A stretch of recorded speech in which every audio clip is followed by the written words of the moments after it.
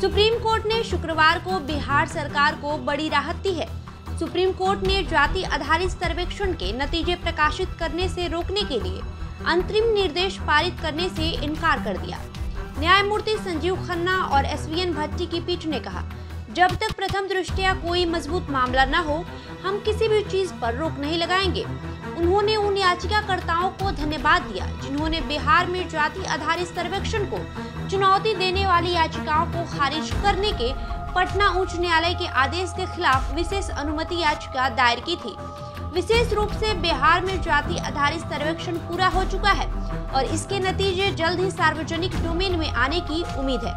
आपको बता दें कि याचिकाकर्ताओं की ओर से बहस करते हुए वरिष्ठ अधिवक्ता CS वैद्यनाथन ने कहा कि सर्वेक्षण शुरू करने के लिए राज्य विधानमंडल की ओर से कोई कानून पारित नहीं किया गया था। परफेक्शन IAS सिविल सेवा BPSC UPSC परीक्षा के लिए एकमात्र समर्पित और रिजल्ट ओरिएंटेड संस्थान, बेहतर सफलता के लिए केंद्रित। Perfection IAS foundation course Hindi और इंग्लिश माध्यम में विश्वसनीय गाइडेंस के साथ सुनिश्चित की जाती है। 64वीं, 65वीं, 66वीं BPSC परीक्षाओं में सबसे ज्यादा 107, 69, 131 क्रमशः रिजल्ट देने वाली संस्थान perfection IAS, Kumar tower, boring road, Patna.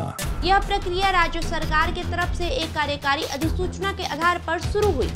इस प्रकार गोपनीयता का उल्लंघन हुआ। उन्होंने तर्क दिया, निजता के अधिकार का उल्लंघन वैध उद्देश्य के साथ निष्पक्ष और उचित कानून के अलावा नहीं किया जा सकता है। यह एक कार्यकारी आदेश के माध्यम से नहीं किया जा सकता है। इस पर पीठ ने कहा कि यह अर्थ न्यायिक आदेश नहीं बल्कि एक प्रशासनिक आदेश है। कारण बताने की कोई जरूरत नहीं है। वहीं इसमें आगे कहा गया कि डेटा के प्रकाशन से व्यक्ति की गोपनीयता प्रभावित नहीं होगी, क्योंकि व्यक्तियों का डेटा सामने नहीं आएगा, लेकिन संपूर्ण डेटा का संचय, ब्रेकअप या विश्लेषण प्रकाशित किया जाएगा। शीर्ष अदालत समय की कमी के कारण दोनों पक्षों की ओर से बहस नहीं सुन सकी, क्योंकि मामला पोर्ट के अंत में सूचीबद्ध था। इसने निर्देश दिया कि याचिकाओं का बैच सोमवार 21 अगस्त को सुनवाई के लिए पोस्ट किया जाएगा। वहीं इससे पहले 14 अगस्त को शीर्ष अदालत ने सुनवाई स्थगित कर दी और निर्देश दिया कि सभी समान विशेष अनुमति याचिकाओं को 18 अगस्त फिर से सूचीबद्ध किया जाए।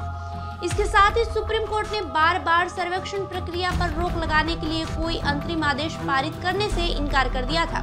हालांकि ये तर्क दिया गया था कि राज्य सरकार द्वारा सर्वेक्षण प्रक्रिया के शेष भाग को 3 दिनों के भीतर पूरा करने के लिए 1 अगस्त को अधिसूचना जारी करने के बाद याचिकाएं निरर्थक हो जाएंगी। वहीं सुप्रीम कोर्ट के समक्ष दायर विशेष अनुमति याचिकाओं में कहा गया है कि भारत में जनगणना करने का अधिकार केवल केंद्र सरकार के पास है और राज्य सरकार को बिहार में जाति आधारित सर्वेक्षण के संचालन पर निर्णय लेने और अधिसूचित करने का कोई अधिकार नहीं है। पटना उच्च न्यायालय ने 1 अगस्त को पारित अपने फैसले में कई याचिकाओं को खारिज करते हुए नीतीश कुमार के नेतृत्व वाली सरकार के सर्वेक्षण कराने के फैसले को हरी झंडी दे दी। वहीं हाई कोर्ट के फैसले के बाद बिहार सरकार ने उसी दिन से प्रक्रिया फिर से शुरू कर दी। उच्च न्यायालय ने कई याचिकाओं को खारिज करते हुए कहा था कि हम राज्य की कार्रवाई को पूरी तरह से वैध पाते हैं, जिसे न्याय के साथ विकास प्रदान करने के वैध उद्देश्य के साथ उचित क्षमता के साथ शुरू किया गया है। बहरहाल आपका इस खबर को लेकर क्या कहना है, हमें कमेंट करके जरूर बताएं। साथ ही साथ इस वीडियो को लाइक करें, शेयर करें और हमारे YouTube चैनल को सब्सक्राइब करें। धन्यवाद।